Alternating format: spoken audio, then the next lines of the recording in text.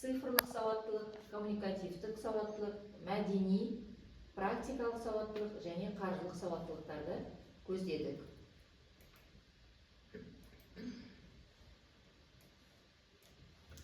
Енді біз сізге жақсылап түсіндіріп өтейік. Бұл біздің әдістемелік өнім әр 90-ға жасалынған. Мысалы 490-ға, мысалы 190-ға 3 нұсқа беріледі. Оның тақырыбы отбасы тәрбиесіндегі ұлттық құндылықтар. 290-ға қазақтың ұлттық ойындары, 390-ға ұлттық киім, этно-мәдени құндылық, 490-ға қазақтың дарқан дастарханы. Бұл жерде біз әр қайсысы әр 90-ға бергенде жаңа әртүрлі форматтарда қолданып отырмыз. Форматтары мысалы мобильді формат бар, форум дискуссия, цифрлы викторина, мобильді қосымша шайтайм, редекс, тедекс форматтары, цифрлы көрме, 3D форматтарын қолданып отырмыз. Енді мысалдарыңызға 290-дағы қазақтың ұлттық ойындары деп аталатын тақырыбымызды талдап көрейік. Оның мақсаты қазақтың ұлттық ойындары арқылы жастардың бойына ұлттық құндылықтар сіңіру, дене тәрбиесін дамыту, патриоттық рухты қалыптастыру болады. Бұл жерде біздің қолданған форматымыз мобильді қосымша форматы.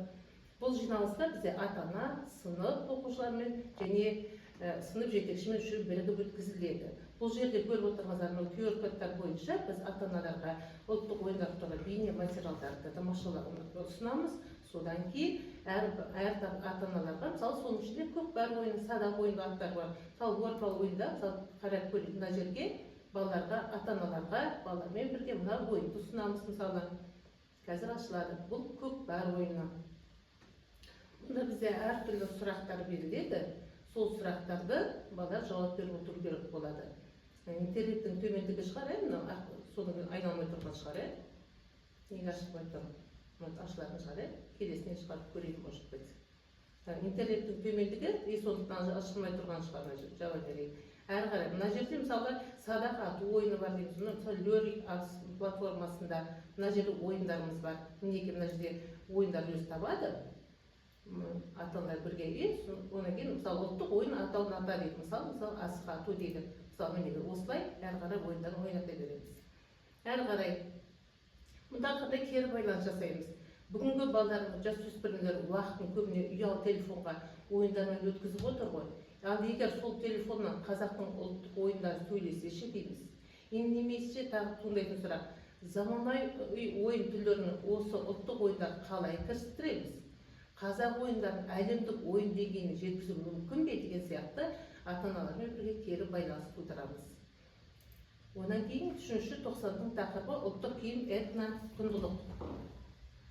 Өздеріңіз түсінгендеріңіздей, бұл сынып жетекшісіне арналған ата-аналар жиналысының сценарийлері.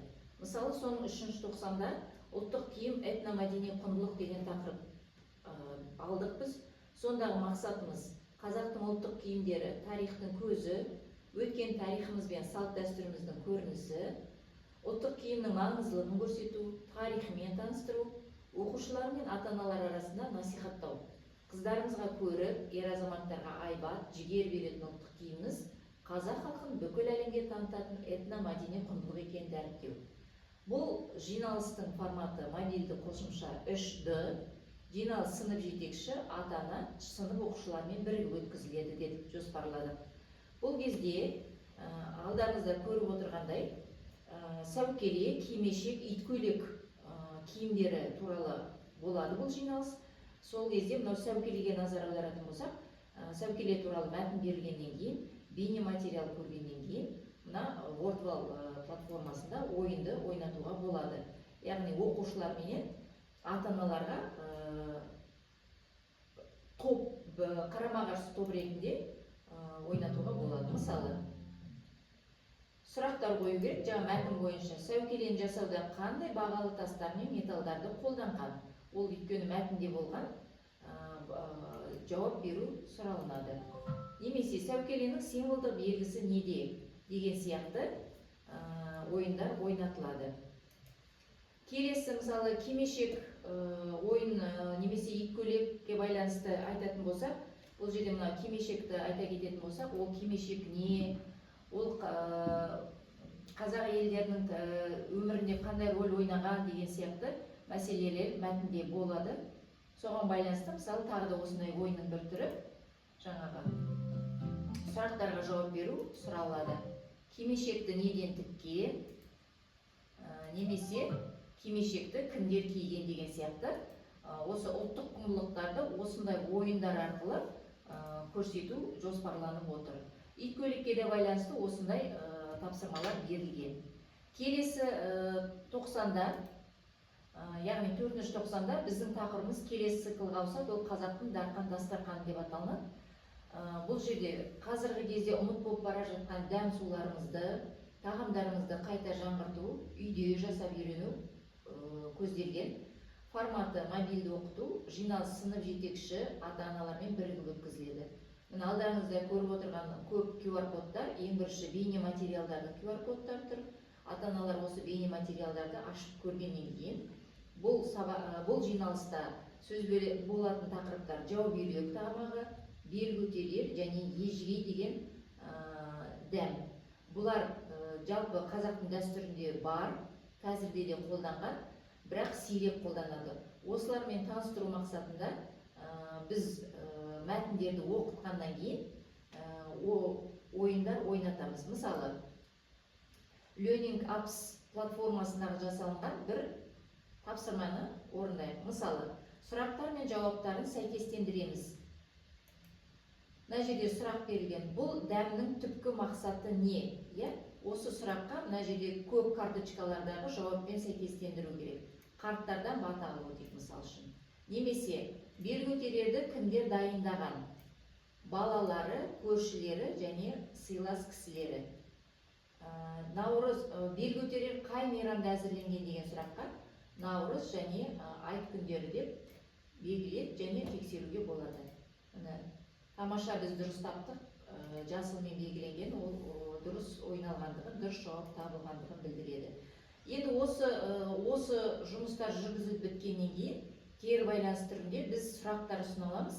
Бүгінгі сабақтан қандай әсер алдыңыз? Бүгінгі жиналыстан сіз үшін бүгінгі жиналыс қызықты болды ма?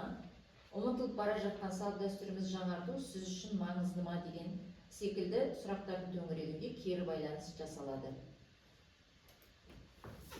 Ал енді сіздердің алдарыңызға біздің мектебімізде осы практиканы өткіздік. 8-ші және 9-ші сыныптар арасында өткізілді.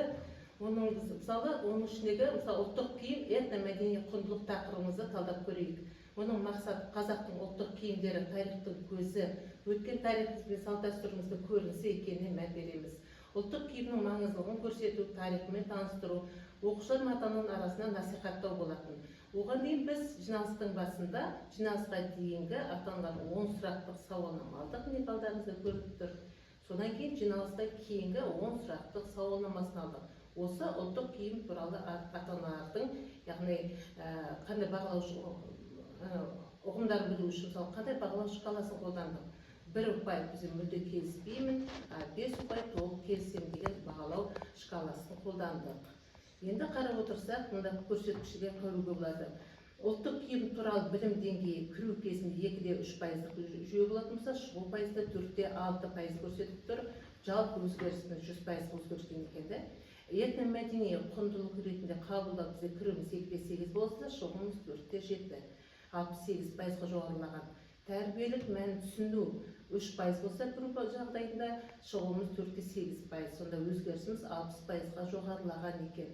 Қызығушылық мен мотивациямыз бізде, кіруіміз бізде 2,5 болатын болса, шығуымыз 4-6. Өзгерісіміз 84%-ға өзгерген екен. Оң өзгеріс бар. Енді мониторге қарап отырсаңыздар, кіру-шығу сауалнамасы мониторын көрсетіп отырмыз. Ұлттық киім туралы білім деңгейлері, этно құндылық ретінде қабылдаулары, тәрбиелік түсінік мәнін түсінуі, қызығушылық пен мотивациялары туралы. Ал енді осыны біз талдайтын болсақ, ұлттық тәрбие мазмұнын мобильді қосымша, интерактивті тапсырма, визуалды материалмен қатысушы бақылау арқылы беру, оқушы мен ата-ананың танымдық, эмоционалдық, мінез-құлықтық дамуына жоғары деңгейде әсер ететін тиімді педагогикалық технология болып табылады. Бұл модельді мектептің тәрбие жүйесіне енгізу ұлттық мәдениетті сақтауға, ұрпақтар сабақтасын нығайтуға және этнопедагогика білімді жаңаша әсер беруге толық мүмкіндік беретініне көз жеткізіп отырмыз. Енді осындай өз мектебімізде 8-9 сыныптарда жүргізілген, апробациядан өткізілген осы жұмыстың қорытындысында біз қандай нәтижелерге жеттік?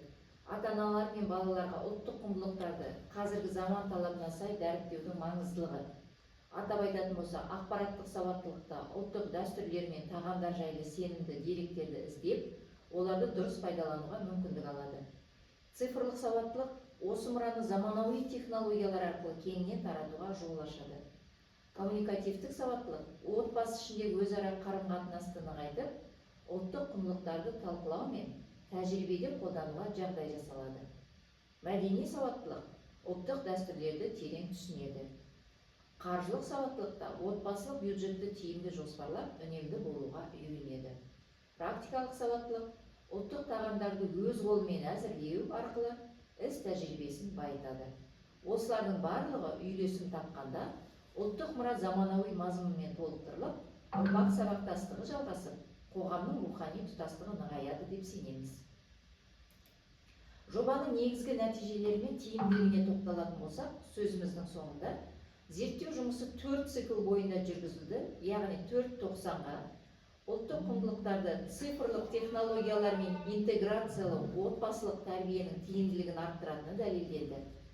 Кіру-шығу сауалнамалары, цифрлық тапсырмалар, бақылау мониторингісі және диаграммалық талдаулар деректердің валидтілігін қамтамасыз етті. Соңындағы нәтижелеріміз ұлттық тәрбиеге қызығушылық пен практикалық қолдану 70-90%-ға өскенін байқадық. Цифрлық сауаттылығымыз 35-70% аралығында артты. Ата-аналардың 84% ұлттық құндылықтарды отбасында қолдануға дайын екендігі анықталды. Ұжымдық қолдау мен эмоционалдық мотивация 80%-ды көрсетті. Жалпы сөзіміздің қорытындысы бойынша айтатынымыз, бұл жоба, яғни әдістемелік ұсыным, ғылыми негізделген инновациялық мектептің тәрбие жүйесіне енгізуге тиімді дайын модель деп айта аламыз. Назарларыңызға рахмет, біз болдық. Спасибо большое. Коллеги, мы продолжаем. Дальше выступает Рита Рахимовна. Ну что, вы починили все по техническим? Звук появился у вас? Звук включите, опять звук нету.